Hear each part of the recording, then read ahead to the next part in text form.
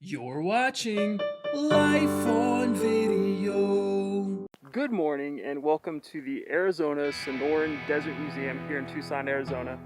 The Arizona Desert Museum is home to 242 animal species, and there's 21 interpreted acres with 2 miles of walking paths through various desert habitats. We are masked up. This is just how it has to be for now. And we're gonna go check it out and see how it's doing. This is one of our favorite places. We are members. So we're gonna come check it out today for the first time.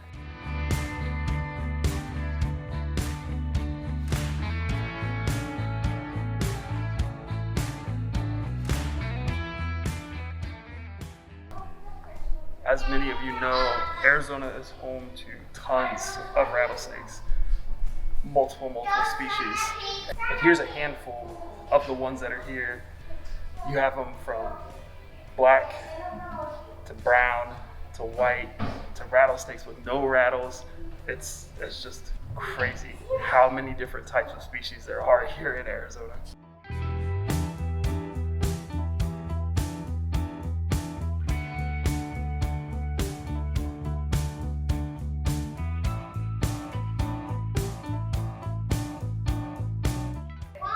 This is the Sonoran desert toad, and it's the largest toad in Arizona. And these have actually found their way to my backyard. They have an amazing exhibit here of all the different types of insects, arachnids, different things you can find in Arizona. This is what night bears are made of.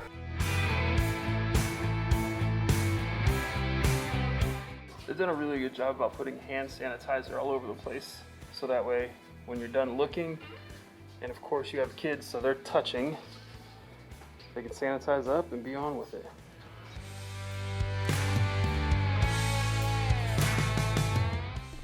One of the best parts about coming to the Desert Museum is honestly this right here. The views. The views over the Sonoran Desert are amazing at the Desert Museum. It is unfortunate because they have these open little covered areas to do showings, whether it's with animals, insects, or just props to teach you more about the desert. Obviously they're not doing that stuff right now because of all the social distancing that's going on. And you may notice I do have my mask off. I have the kids' masks.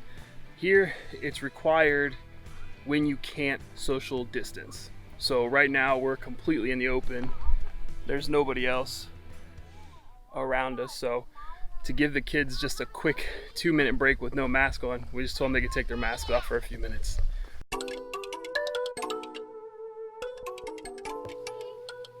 This is unfortunate. They have a walk-through cave exhibit, but social distancing is very hard in there because they do have holes and tunnels you can climb through to see the different stalactites and stalagmites. They even have a huge mineral deposit opening where there's water dripping that looks natural. It's amazing to walk through there, and I'll have to come back when it's actually open and we can see it. But it's amazing. It's unfortunate that it's not going on today. Luckily, it looks like this part is open. And this is the part where you can head down and kind of go back in time with the desert. And then we'll come in here to ancient Arizona. All kinds of information about 4 billion years ago when the world was first here, and all the way up to present day. And then you can see some of the geology from the rocks that are below it, common of what you would have found during that time period.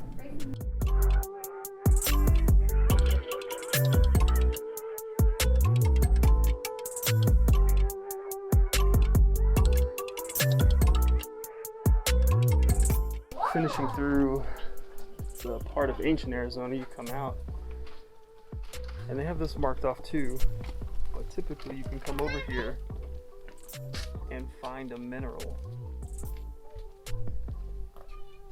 And they'll have a lot of chrysocolla, I believe is how you say it, out here in these rocks, which is kind of like the blue rock, almost like the opal that you see kind of back there.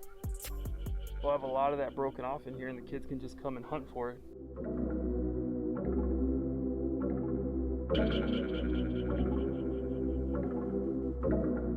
One nice thing is that they have been updating all of these water fountains, and you can see this one's still relatively new. It says 1,289 bottles saved, but that's a really nice water refill station. They have all of these fossils on this sheet back here. I see.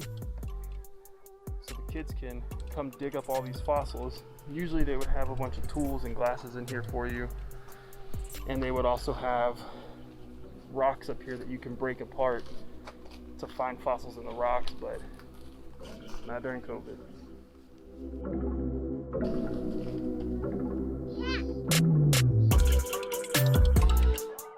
This is one of the coolest things about the Desert Museum is 85% of this museum is outdoors.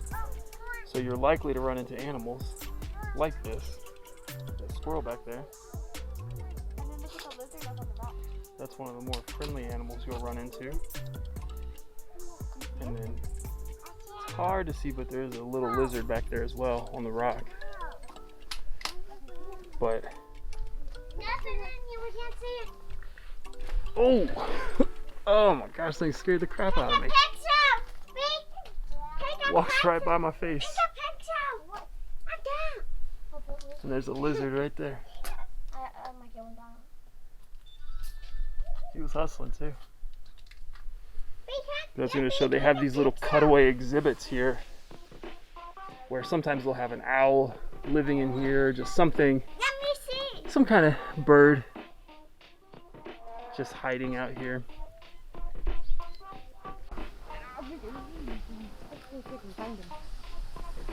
This is the other side where the mountain lion, also known as a puma, is residing. We're just looking. Even though this exhibit is not the largest, this lion does have a great way of hiding. So typically it'll hide back here, and sometimes you'll just see the tail of it back there, and then that's up there is where the window is that we just saw, where we were looking this way into the enclosure. But I don't see, there's a little bit of water down here for playtime, but I don't see it. She's in here, I just don't see her. One of the crazy things is you'll notice like the security. Like this is literally it. Boom. Cactus. And then probably like a 10-foot drop. I just talked to one of the docents, which are like the volunteers here, and he said that the puma's name is Cruz, and it's actually a boy. He couldn't find him either, so he very well may be inside. We'll check next time. This is the American black bear enclosure. And man, I don't know if you can see all those bees over there. There's got to be honey or something over there. But then when you come around, there he is right there. He's actually not too bad of a size. Bet he's probably like 6 foot when he stands up. I don't blame him for being over there. Look at all those bees. My goodness. It looks like what they've done to help with social distancing is they've put these green paw prints about every 6 feet. So that way if you see somebody standing, you know about 6 feet away is where the next set of green footprints are. It's pretty smart.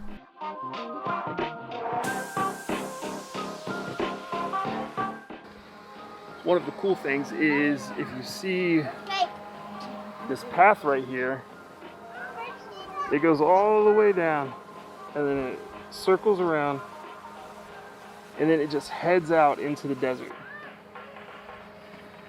So out in the desert over there, over in this general area, there are some cages because there are exhibits out here. I believe this is about 2 miles of trails out there in the open desert. You will see lizards, you will see scorpions, you will see snakes, you will see birds, you will see massive cactus out here. It is a fun trail. We don't really take the kids on it because we don't want them to fall and get hurt or anything, but very fun trail. And there are animals out on the trail to show you where they live, how they live, and just what they do in the middle of the desert.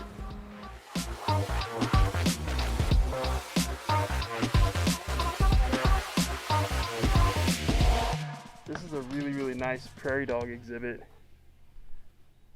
It's already getting hot, so it's no surprise that these guys are hiding underground. Here's a map of the Desert Museum. It's actually pretty large when you take into account, you know, all of these off the path trails out here. But even within the actual museum itself is very, very fun and very big. This section is what I consider the tequila lover section because it is the Agave Garden.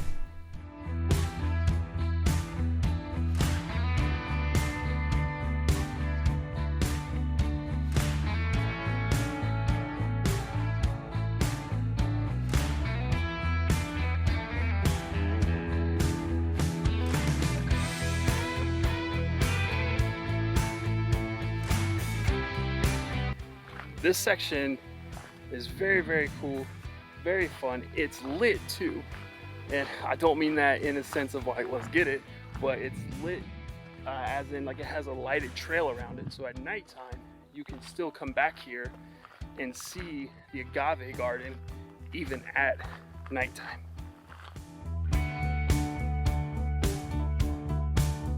This part actually eluded us for a while when we first were members here. We didn't even know this was back here.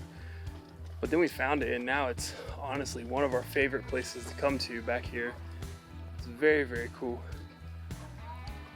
Over here they have this nice streamside habitat, and there are frogs in here.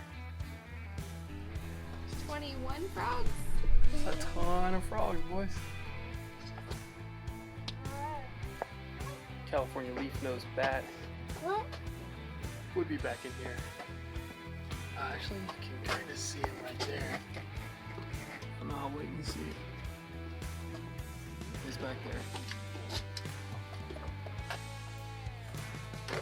And then come around, and this is just the coolest thing about back here is they have above ground habitats that are connected to below ground habitats like that giant desert centipede enclosure.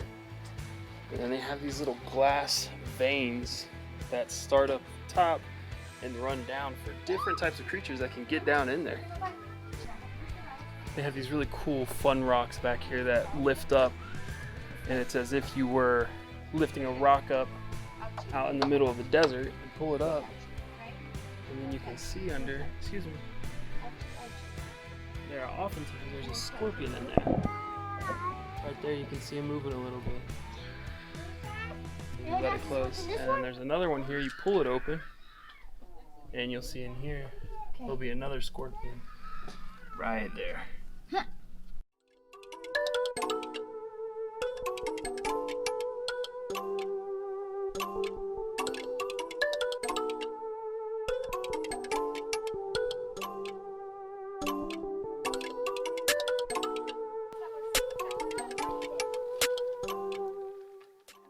Right down this pathway, they have what's called the Pack Rat Playhouse. This is one of the other doors for it.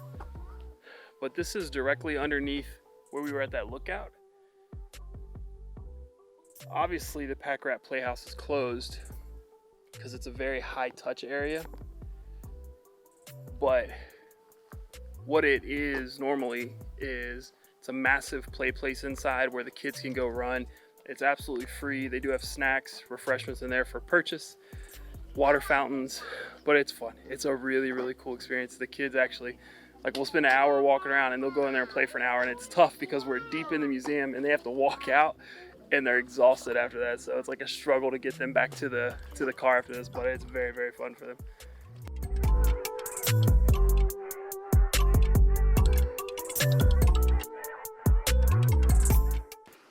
I've never seen this, but this is very, very interesting. It's the development of a cactus. So at 3 years, that's what you'd see. 5 years, 10 years. It takes 15 years for a cactus to get roughly the size of a head.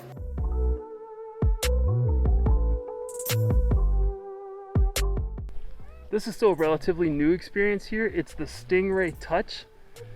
You do have to pay to go in here, but right now they have it open to the general public because they're not doing any feeding or any touching. So you can just come in and look. So we'll go have a look real quick. It's absolutely crazy to think that these guys live in the desert. And you can see they're all kind of like congregating up here to this edge because this is where the entrance is. And I'm sure that's where they get fed the most when they are feeding. I see him. It's a great one.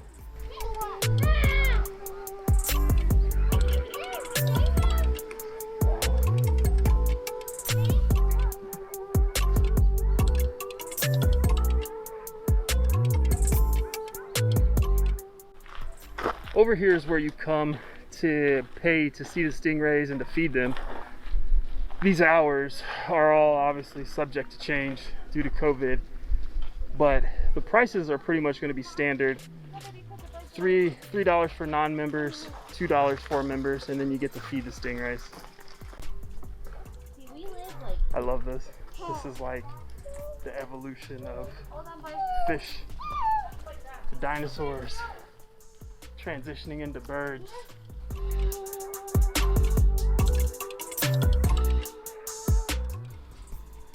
They do have a coffee bar and a cafeteria with a gift shop over here, but they're both closed right now, understandably. We usually eat at that cafeteria when we come because they usually have some really good Arizona themed food, but with it being closed, we obviously ate before we came, so no biggie. We understood.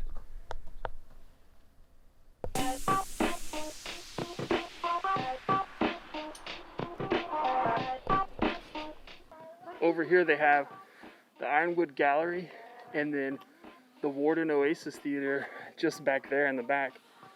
They're both closed right now. Obviously, they're closed theater style settings. The Ironwood Gallery will typically feature a nature artist of some sort, whether it's a photographer, a painter, sometimes musicians too. And then they will also have animals in there as well. So some of the docents, like the volunteers, will bring around some of the snakes and smaller lizards, and they'll keep them in there.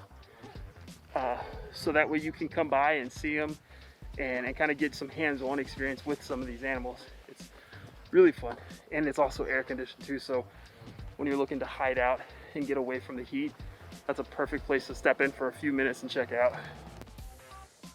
One thing that's really fun to do when you get a chance to come out here at night is these rock walls right here. You'll see people sitting on them all day because it looks so harmless, you know, it's like, oh, it's just the butterflies and moths. But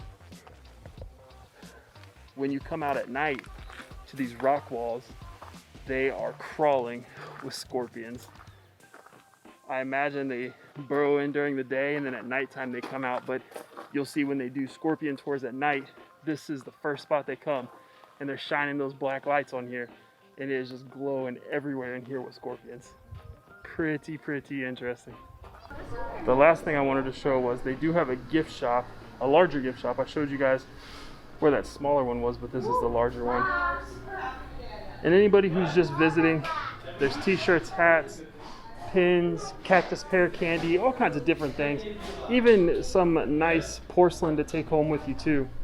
Very nice little into the museum gift shop.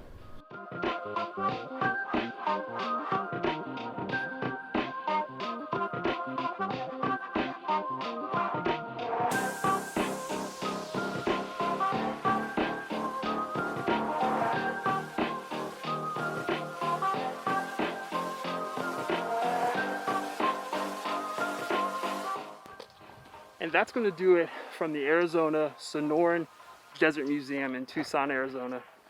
It's been a great day. The heat has gone up to 90 degrees and it's only 10 a.m.